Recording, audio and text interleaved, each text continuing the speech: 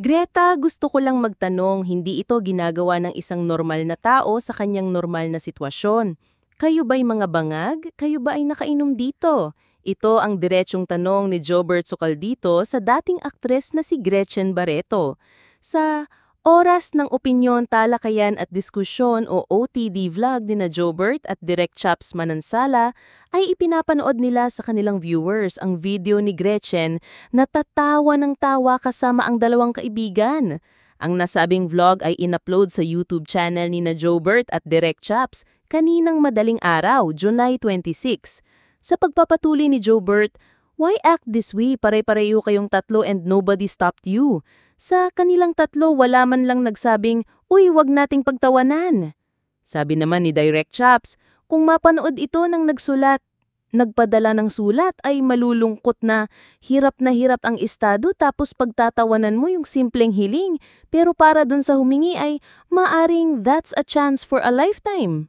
Ang nasabing video ay matagal na raw nangyari at ipinadala ito sa OTD hosts na binabasa ang kaibigan ni Gretchen na hindi namin kilala, mula sa netizen na nanghihingi ng tulong para pambili ng gatas para sa biyena nitong may sakit bilang regalo on Mother's Day. Sabi pa ni Jobert, "Hindi ko matanggap kung ano ang napanood ko. Let us know your feelings mga kaibigan. Let's watch this. May chest lymphoma po and soon for chemo po. And sana mabasa ninyo po ang request ko lang po. Since Mother's Day, I ensure milk for my mother-in-law. She's 73 years old at mag-isa lang po siya." Tumawang binasa ng kaibigan ni Gretchen na hindi namin kilala. Tanong ng isang kaibigan, "Well, what's wrong with her mom? What's wrong?" "Ensure?" sabi ni Direk Chaps. Inayon na ni Jobert. Ensure milk tapos pinagtatawanan ng isang matanda na nanghihingi ng tulong dahil nagkikimo or what? Laugh trip sila ng mga oras na yan, no? Sambit ni Direk Chaps.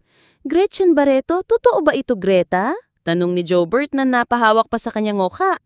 "Well, I was checking, baka spliced lang," say pa ni Direk Chaps. Pero katwiran ni Jobert ay tuloy-tuloy ang video. Kahit sabihin pang na-spliced ito coming from mahabang video, pero itong particular thing na ito na nagtatawanan silang tatlo na magkakaibigan na para bang it's just only a funny thing? For a Mother's Day celebration? Sabi naman ni Direk Chaps, Mother's Day celebration na may nanghihingi sa'yo ng tulong para mabigyan mo lang ng pambili ng Ensure milk para sa kanyang nanay na may sakit. Tapos tawa kayo ng tawa na parang it was the funniest thing in the world. Naiinis na sabi ni Jobert. Dagdag pa, "Ako kasi kaibigan ko si Gretchen eh. Kumbaga I know her. Hindi ko maakala na ganito siya. I know that she's brutally frank at saka wala siyang pakialam kung tawagin siyang kabit or what. Kasi na-explain naman na yun lately eh.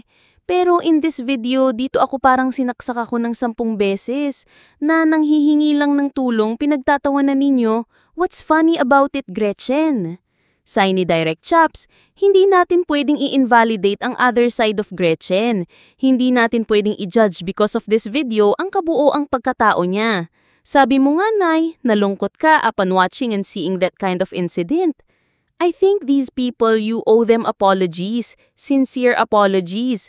Kahit hindi mo na i-announce siguro, in your heart para mapatawad ka ng Diyos, humingi ka ng tawad sa Diyos. Pasalamat ka nga, binigyan ka ng blessings ni Lord and ang blessing na ito ay pwede mong i-pay forward. Payo ni Jobert kay Gretchen. Naaalala pa ni Jobert na nung pandemya ay mamigay ng food pack ng halos salabat na reporters. Kaya naman abot-abot ang pasasalamat naming lahat kay Gretchen. I hope you're sincere sa mga ipinamigay na food packs, saad ni Jobert.